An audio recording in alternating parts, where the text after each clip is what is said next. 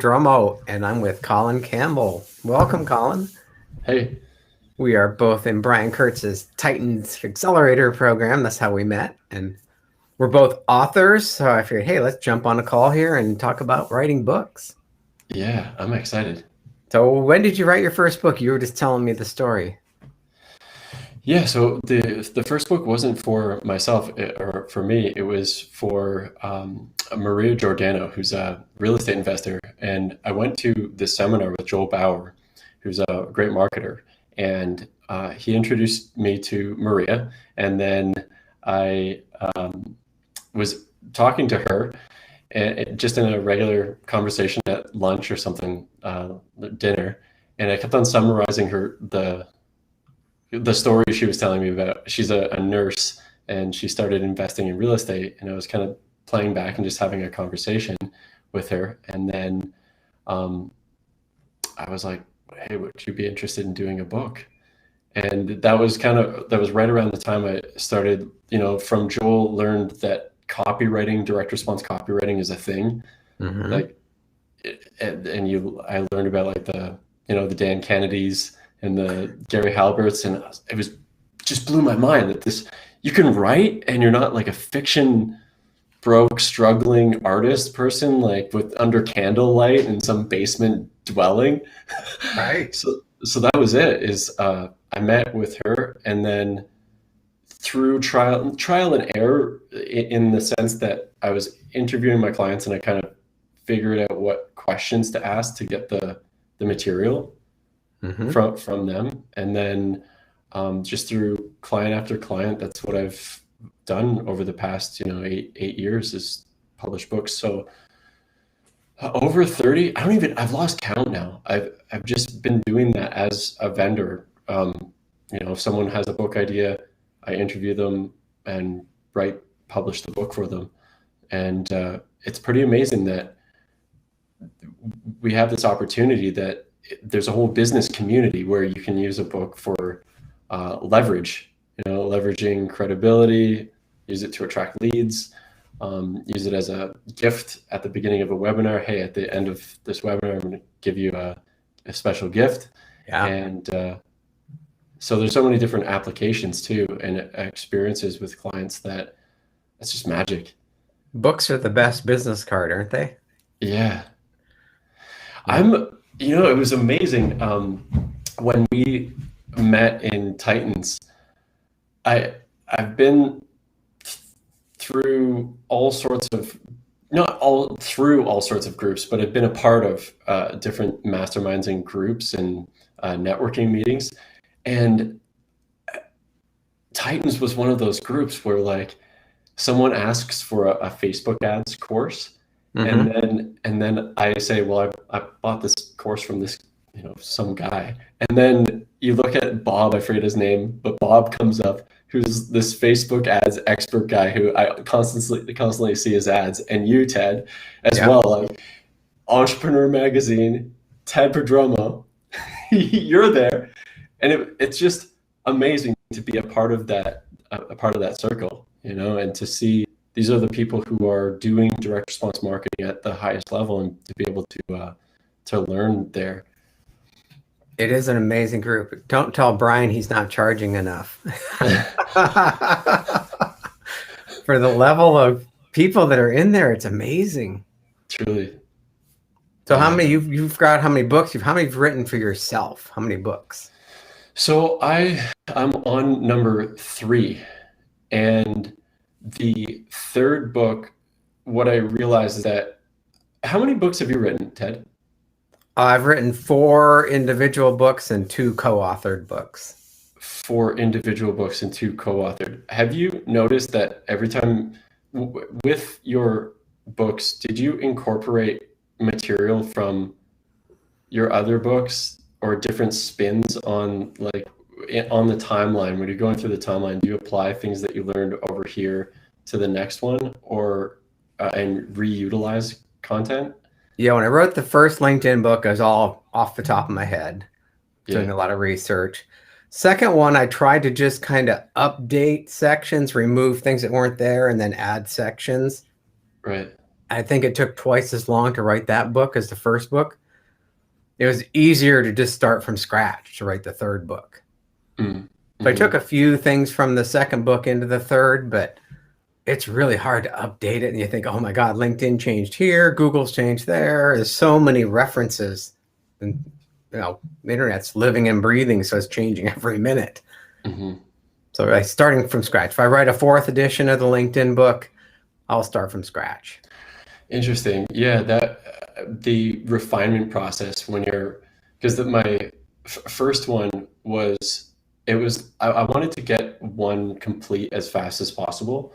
Mm-hmm. So the first one was literally, I ran a Facebook campaign, which was, when I say campaign, it was, I posted something on my regular profile and said, message me if you're interested. And then 17 people responded from that, and 4 people bought a service. So from this kind of elated experience, I was like, wow, that worked. This is amazing. I was like, I'm going to write about that. So I took some of the principles behind how to think about it, like the context of how to launch any campaign, and kind of put a heading on that, and then wrote a page. So I had like a total of 8 headings, and then that was the section number 1 of the book. It was only a 50-page book. Mm-hmm. And then the second part was I took the Facebook post, all of the copy from that, put it into the book, and then took even the service proposal and the email follow-ups, and I put it in. And it was just a way of kind of outlining what the campaign was. So that was the substance of the book, was that I just launched this campaign and kind of talked about it. It was like commentary on a campaign that worked. And then the second one, I wanted to write something that was about overcoming like the inner obstacles of being an author. Mm-hmm. But the third one, it didn't, and I think this is relevant when you're strategizing about a book. You keep your target market in mind. I think if you're doing like a purely artistic, if you're jamming, for instance, and you're playing music, I think that you don't want to have any external inhibitors. Mm-hmm. You're not thinking like, I hope someone likes this. You're only thinking about expressing yourself. Yeah. But with a book for marketing, you want to you want to create the 2 concentric circles where you've got what you want to talk about, what you're passionate about, and what people actually are interested in. Right. So and the first third circle will be what actually works. Yeah, and it exactly. Wow, and sometimes you don't know what that is. Right. Exactly. Yeah. So that all to say that second or that third book, I realized that break through the top 3 author blocks, it might appeal to someone who's like authoring their book on their grandma's, trinkets back in the day. Right. It doesn't really say anything to anyone that I want to connect with. Mm-hmm. So then I kind of canceled the second book. I just put it on the back shelf, took the content from that and applied it to the third, which was an idea that I got from Accelerator, Books That Get Leads. I was thinking, books that get leads. This is really one of the this is why we're doing a book, to generate opportunities. Business people and service-based business owners want leads in their business.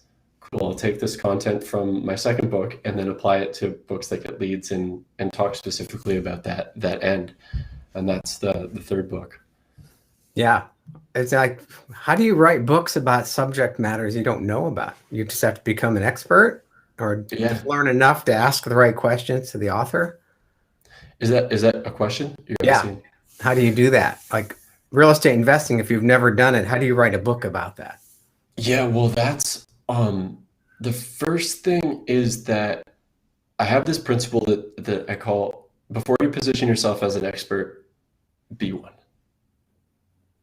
And what I mean by that is, I think there's an ego vanity in writing a book that we want to feel significant. We we love our own thoughts. I love my thoughts. I love my thoughts, right? These are my thoughts. I'm going to put Right. like it's mine. But if you're a medical doctor, for instance, I worked with this medical doctor who's worked with all sorts of clients on their thyroid. She has this base of experience helping people lose weight and reinvigorate their hormones so that they can be healthier. She has real credibility. Mm-hmm.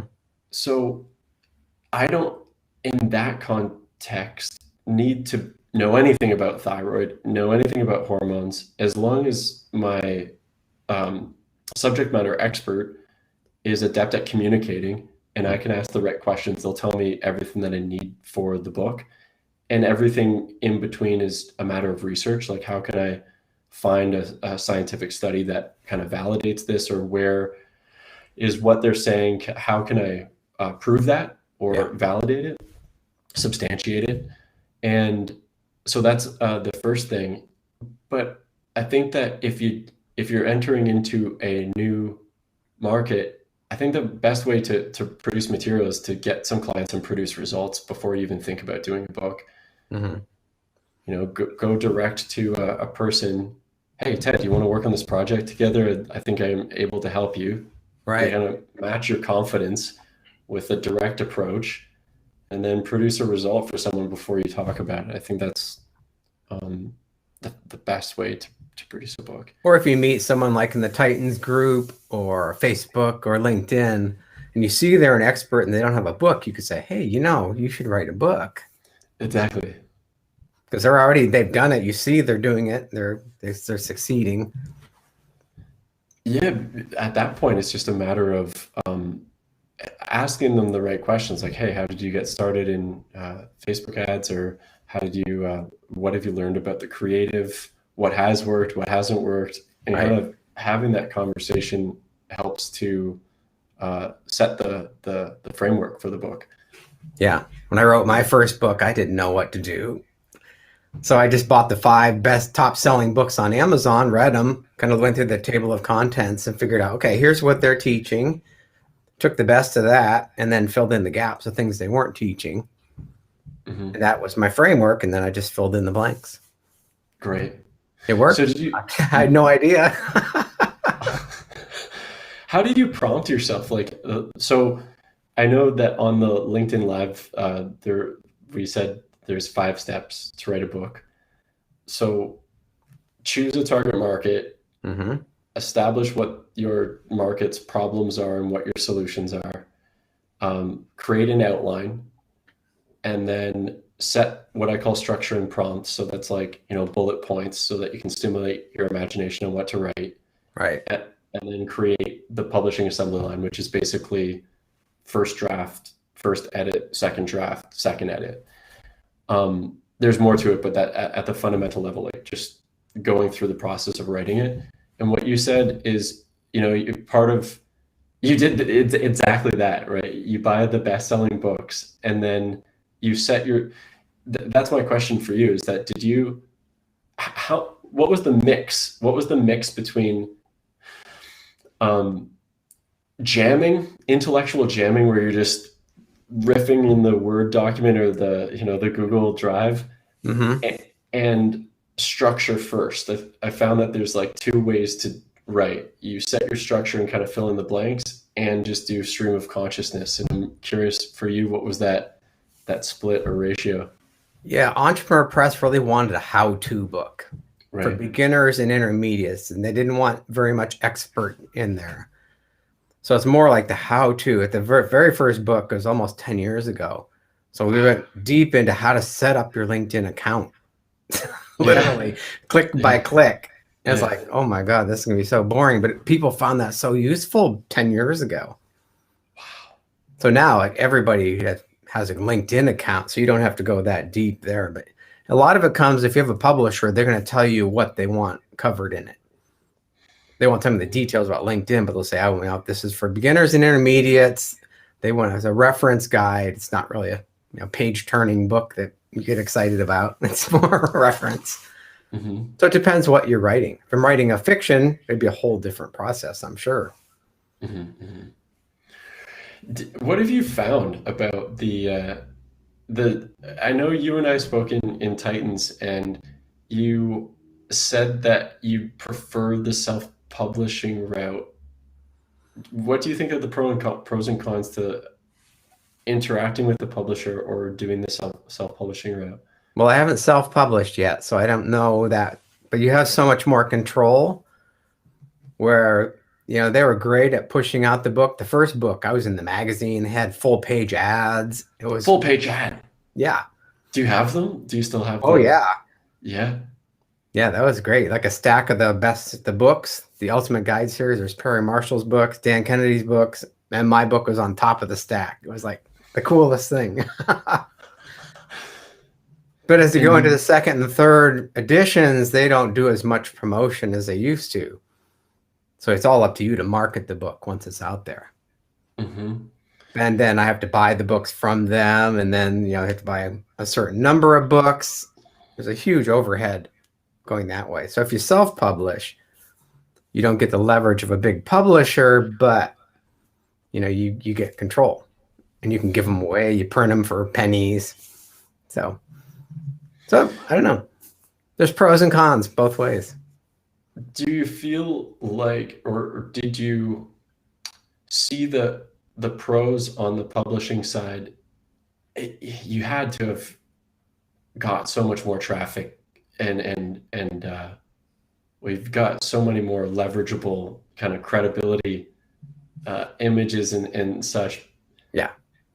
Were you able to, and I guess it's hard to quantify it, like if you had have gone the self-publishing route, what would have happened with if you did the first how-to guide on the self-publishing route versus Entrepreneur Magazine? I don't think it would have done as well because I didn't really know anything about writing a book or marketing at the time. So writing 4 books now, I know a lot about what we have to do for marketing it. And then being in that club with Dan Kennedy and Perry Marshall, all the famous Ultimate Guide, they have a series of like 30 books that are in the Ultimate Guide to fill in the blank. So being part of that and being on the Entrepreneur website, I got a call from a New York Times reporter one time. He says, "Hey, I'm writing an article about finding a job using LinkedIn. You want to contribute to it?" It's like, nah. No, so I got in the New York Times because of that. And then I was on a CNBC documentary for Twitter. They called me up and said, "Hey, you want to learn about Twitter advertising? I saw your article on entrepreneur.com. So they interviewed me for like a half hour, and then basically it showed up, my content showed up in the documentary on CNBC. So it opened, self-publishing wouldn't have opened those doors. Were you able to re-leverage it? Like, would you take those and then send them to producers or in your advertising? How much would you recycle that credibility to your brand or your back end funnels, etc.? I did quite a bit, but that was like the very first book that came out too. So like 9 years ago, I think it was, the Twitter book came out. So I leveraged all that back then. And now that you mentioned, I should probably start leveraging that again, huh? Yeah, I don't think it, like, you can recycle it likely indefinite. And right. Yeah.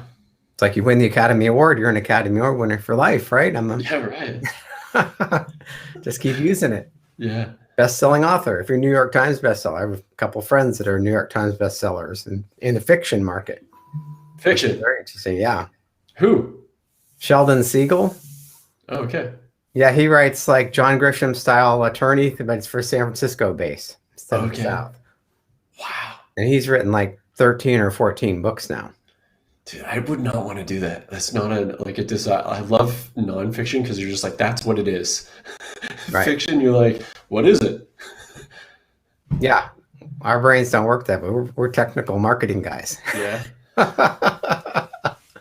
Yeah. So if somebody wanted to work with you, or how did you get started? Do you approach people, or you market to find these people? Yeah. So it's been reactive. To be frank, is that whoever Frank is, I'll be him for a moment. But it was Maria. I did this book with her, and then I was connected in this small community of business owners, and then I got referrals. So it's been referral based, that as soon as someone does a book, they love bragging about it and like showing and using it.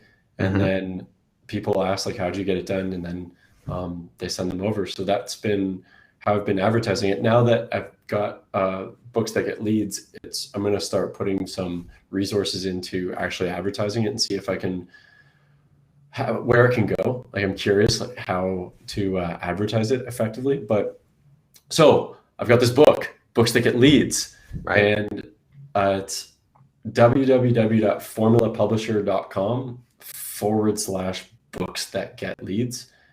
And you can get a copy on Amazon, and it comes with a bunch of bonuses that basically it's a course that walks through the content in the book that helps you implement it. So that's the probably the best way to engage at the kind of easiest level. And it's not, you buy the book, but I think it's like, I don't know, $6. Made it. So they're about 100 pages long. This one is 66. I wanted to 66. Yeah, between 50 and 100 pages is the ideal scope for these small books. I not made a mistake, but I put it 8-point type, and you're like, it's way too small. I want to. It's funny because I was like, adjusted the type. I'm gonna make this 8-point type. So I adjusted it, and it was 100 pages, and it went down to 66. So I changed the subtitle of the book, and the subtitle says "How to Create Not a 66-page book." There you go. Yeah. But I'll probably adjust it again. So how many hours does it take if I worked with you? How many hours would you have to interview me to get the content? On average, and it depends. It does depend on the capability of the person to communicate. So I've worked with some people who already have kind of that groove, those grooved kind of linguistic patterns. They train and facilitate, so they can teach me in a way. They're great teachers. So with those people, 5 to 10 hours on average. 5. Yeah, that's nothing. Yeah, it's not like to write the book. It'd be 100 hours at least. It takes me much more time. Yeah. But yeah, project completion 60 days on average. Cool. Yeah. That's a great way to do it, because people are freaked out. I can't write a book. I never wrote a book. But if you can make it easy for them, that's a great service. Thanks. Yeah, it's fascinating too. This is the craziest thing, that like, I was a carpenter out of high school. Ted, what is with that? That is the craziest thing. Yeah. Yeah. And all the things you learn by writing these books for people. It's absolutely fascinating. I just wrote this book called Scale Then Sell for this. He's a mergers and acquisitions guy. Like, he buys and sells businesses. What? That exists. That dude, that guy, Michael Byers is his name. He is doing big commerce, buying these businesses and selling them. And I interviewed him. I wrote the book, and it's absolutely fascinating that you learn so much about what people are up to, how business works and everything. Yeah. Yeah. Great. Vinay has a question. What's the title of the book again? It's called Books That Get Leads. Is my book. Scale Then Sell is Michael Byers' book. Okay, cool. Yeah. And your website again is? Formula Publisher, www.formulapublisher. If you go formulapublisher.com/books that get leads. If you send the order number from Amazon, it comes with a whole bunch of goodies. Yeah. Great. Well, thanks, Colin. This has been great. Ted, thanks so much for having me. Okay. Appreciate you. See you in the Titans group. I'm looking forward. See ya. All right.